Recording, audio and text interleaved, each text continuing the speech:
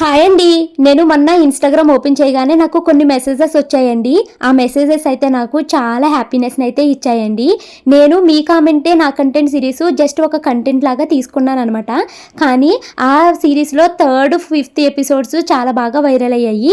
ఆ ఎపిసోడ్ చూశాక నాకు చాలామంది తెలిసిన వాళ్ళ దగ్గర నుంచి ఫోన్ కాల్స్, వాట్సాప్ మెసేజెస్, ఇన్స్టాగ్రామ్లో మెసేజెస్ ఇలా వస్తూ ఉన్నాయి అనమాట.